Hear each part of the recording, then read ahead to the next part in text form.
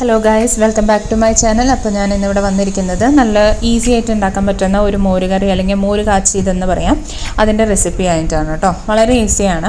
അപ്പോൾ അതിന് വേണ്ടിയിട്ട് നമുക്കൊരു പാത്രം എടുക്കാം. ആ പാത്രം ഒന്ന് ചൂടായി വരുമ്പോൾ അതിലേക്ക് വെളിച്ചെണ്ണ ഒഴിച്ചു കൊടുക്കാം. വെളിച്ചെണ്ണ ചൂടായിട്ട് വരുന്ന സമയത്ത് അതിലേക്ക് 1 ടീസ്പൂൺ കടുക്, 1 ടീസ്പൂൺ ഉലുവ, പിന്നെ ഉണക്കമുളക്, അത് 2 ഞാൻ എടുത്തിട്ടുണ്ട്. അത് കീറിയിട്ട് നമുക്കതിലേക്ക് ആഡ് ചെയ്യാം. ഇനി അടുത്തതായിട്ട് അതിലേക്ക് നമുക്ക് ഒരു ചെറിയ കഷ്ണം ഇഞ്ചി നീളത്തിൽ അരിഞ്ഞത്, ഒരു 6-7 അല്ലി വെളുത്തുള്ളി വട്ടത്തിലരിഞ്ഞതും കൂടി അതിലേക്ക് ചേർക്കാം.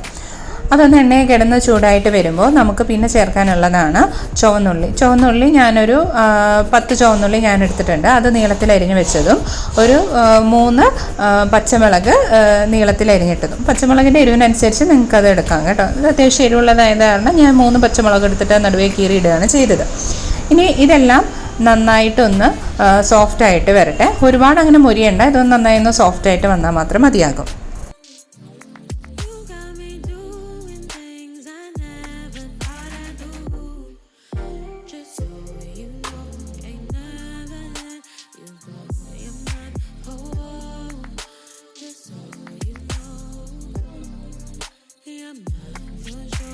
ഉള്ളിക്ക് ഇപ്പം നന്നായി സോഫ്റ്റായിട്ട് വന്നിട്ടുണ്ട്. ഇനി നമുക്ക് പൊടികൾ ആഡ് ചെയ്യാം കേട്ടോ. അപ്പോൾ ആദ്യമായിട്ട് ചേർത്തിരിക്കുന്നത് ഒരു 1/2 ടീസ്പൂൺ മഞ്ഞൾപ്പൊടിയാണ്. ദെൻ ഒരു 1/2 ടീസ്പൂൺ മുളക് പൊടിയാണ് നമ്മൾ ചേർത്തേക്കുന്നത്.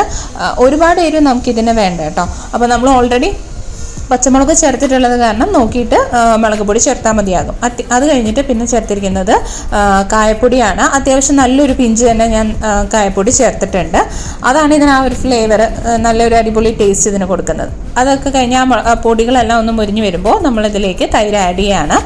അപ്പോൾ തൈര് ഞാൻ 2 കപ്പ് തൈര് എടുത്തിട്ടുണ്ട്. 2 കപ്പ് തൈര് 1 കപ്പ് വെള്ളം ഒഴിച്ച് മിക്സ് ചെയ്ത് വെച്ചേക്കുന്ന കേട്ടോ. അപ്പോൾ തൈര് നല്ല കട്ട തൈരാണെങ്കിൽ അതൊന്ന് ബീറ്റ് ചെയ്തിട്ട് ഇതിലേക്ക് ആഡ് ചെയ്യാം.